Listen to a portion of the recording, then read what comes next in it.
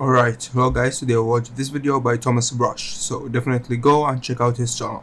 Hey, so I started watching this video about game development, and I figured I'd throw in my 2 cents considering, well, frankly, I've invested hundreds of thousands of dollars of my own money creating commercial indie games. Currently, I'm actually making a game called Twisted Tower.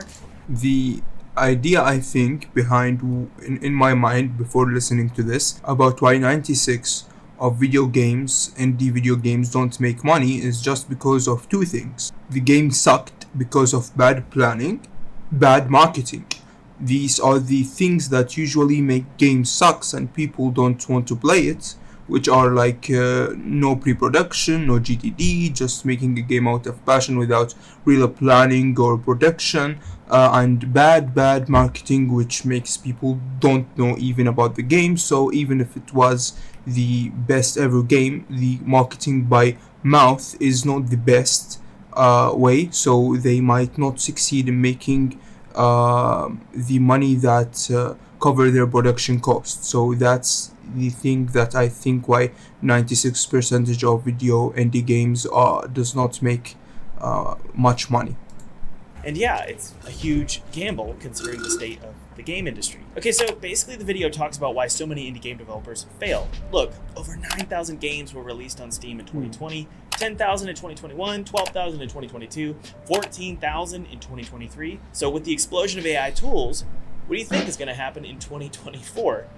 Yeah, it's going to be madness. So what does this mean for you? It means that if you're using what marketing guru Jeff Walker is calling hope marketing, you're going to make what, well, most other game developers are making, and that's about $1,000 in lifetime earnings. As for me, my first and second games combined brought in over $1 million gross revenue. And no, that's not just Steam, and that's kind of my point. So let's talk about what I do to ensure I'm not making no money as a game developer. And by the way, so if you don't want to make no money, you can make a vertical slice, go to a publisher's, submit to publishers with the same style as your game.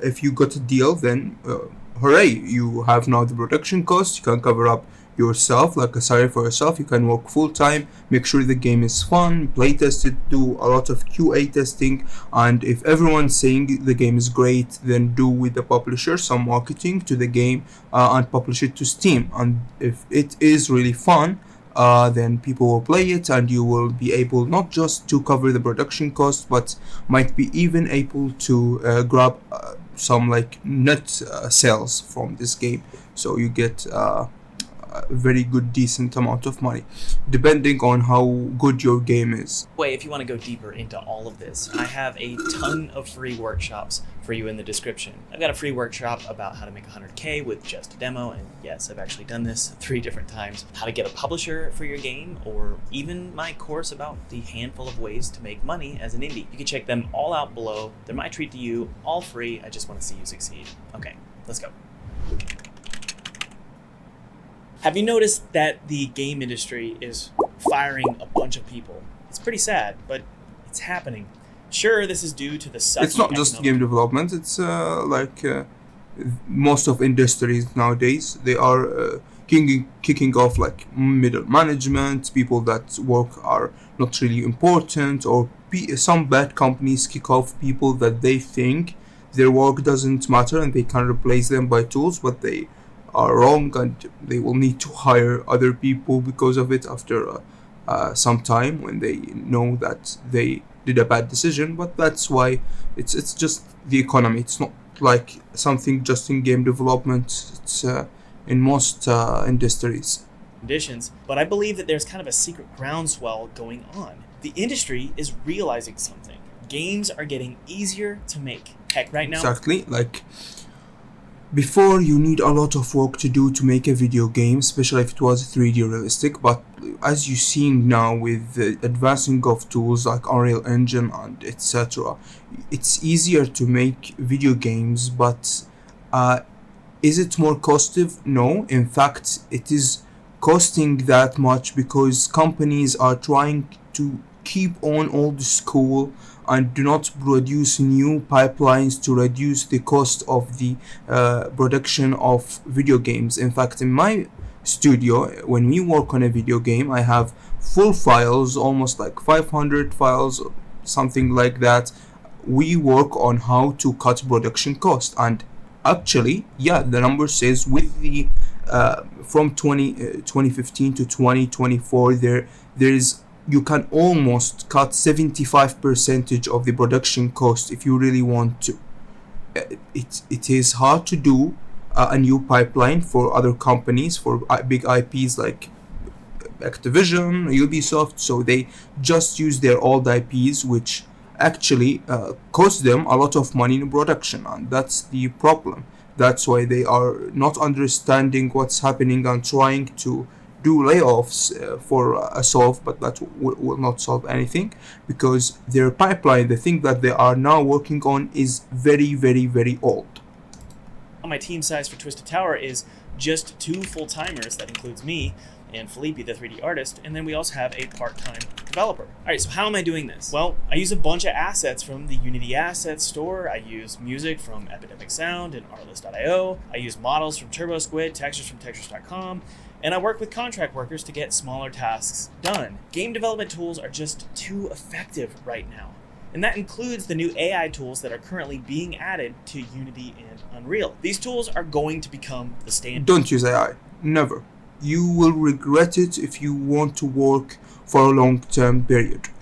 AI will have some limitations depending on the copyright thing, because most AI, by the way, they just break the copyright law.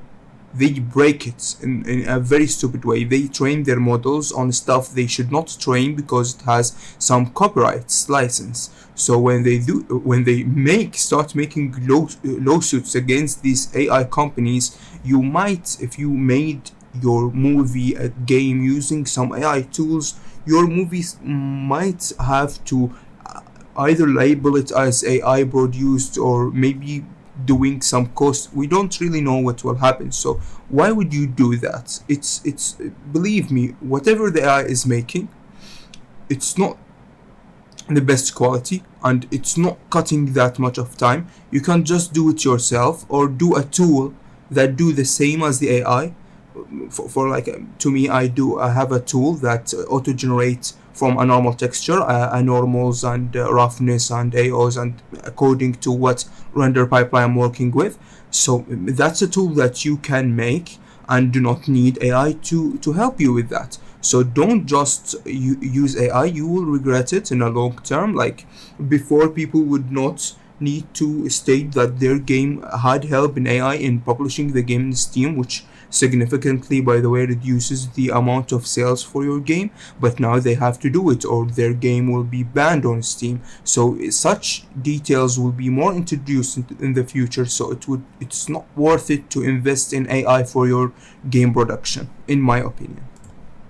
And sadly, even things like voice acting, music, code, these are all going to be instantaneously created with a single text prompt with almost no money. Game development is getting... Yeah, but again, it's low quality, and it will have some limitation and more legal issues, in my opinion.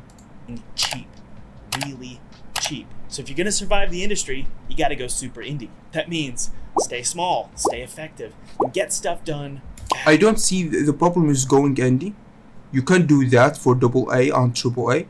It's just the problem that AAA companies are very strict with their pipeline. They don't want to change the way that they are making video games. They think as if it's the biggest risk ever, but it's not. They can cut production. They should do layoffs for people who are bad narrative designers. By the way, narrative design is one of the most reasons why a game like Conquered, for example, and many games with some agenda goes bankrupt, and no one even wants to play it. No one even wants to put from the people who worked on that game like they worked in it in their CVs and portfolios. The reason of that, because they are strict with their pipeline, so it's a very, very high production cost. So people have very high expectation. Like when you say I'm making a game with $200 million budgets, people are thinking, yeah, we're gonna get something like Red Dead Redemption 2. That's gonna be insane. And then you have a very old pipeline, a very stupid old pipeline, and you do it because the production cost is high because of that pipeline, and you give the story for a stupid narrative designer who do not even know how to write, because narrative designers, by the way, are very who know how to write are very low, and when they write they make greatness. For example, Elden Ring, the one who wrote the narrative design or helped in the narrative design was George R. Martin, the writer of the Song of Ice and Fire, of the popular show of Game of Thrones. He is one of the best writers in the world. That's why the world of Elden Ring looks astonishing, looks like something out of this world, because good narrative designers are low, and because they cost, to be honest, much more, and because they do not support, because they are a bit more they would not work with you if you don't give them the freedom in writing their own story.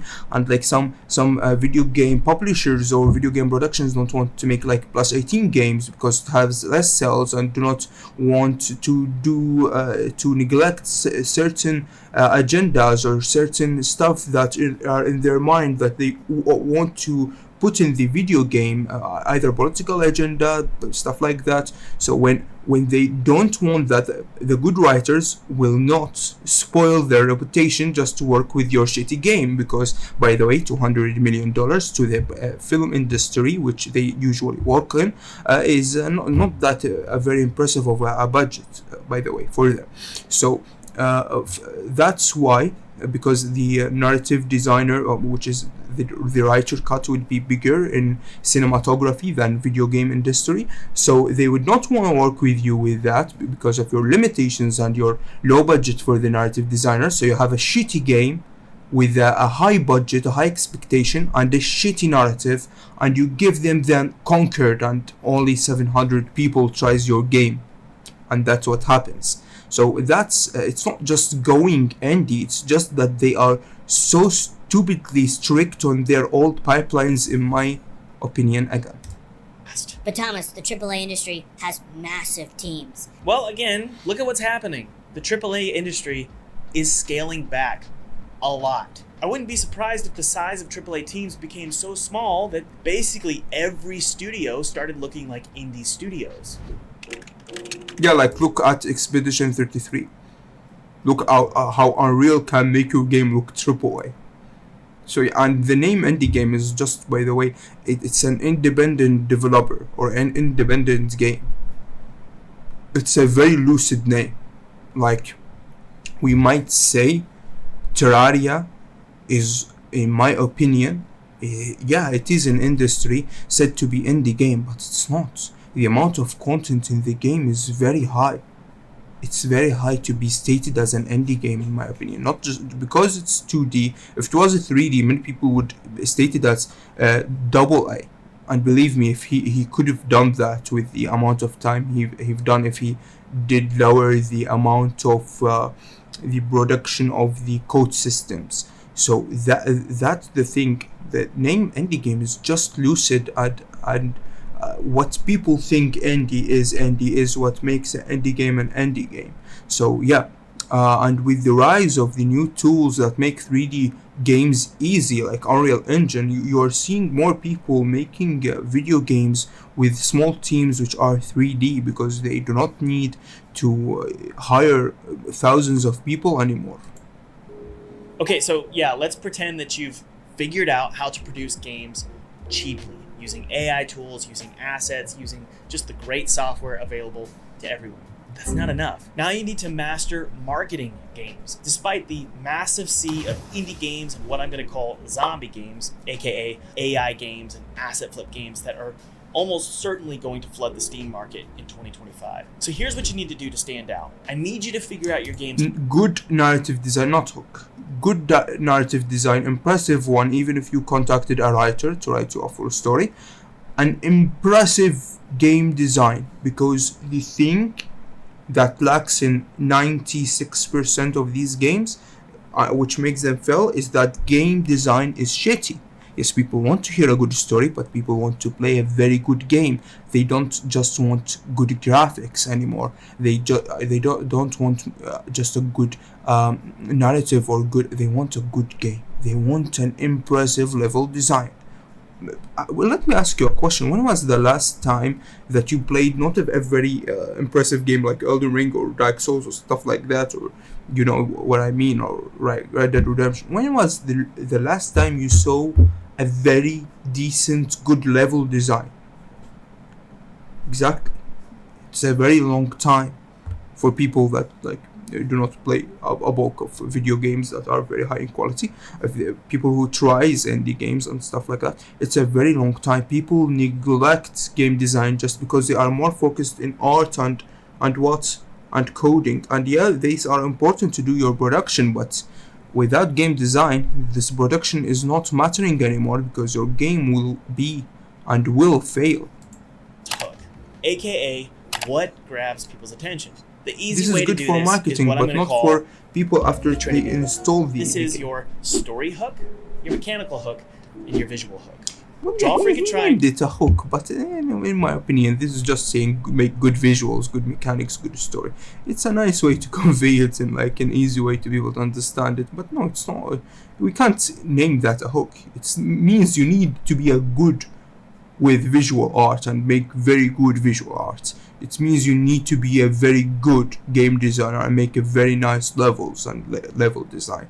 Story, it means you need to hire a writer because probably you will not be able to make a story. It's a very hard thing to do, by the way, and make it good. It's not really a hook anymore.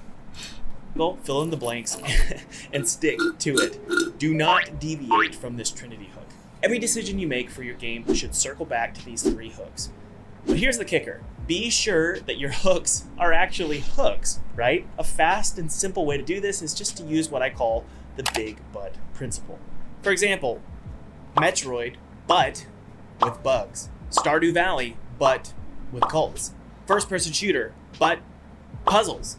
Do you get it? Take a well-known genre, game, or... Nice way to convey that. And by the way, if you have a game idea and you already made the GDD, which is like... you're better than 90% of the people I've seen because many people skip pre-production. You did the GDD, now go.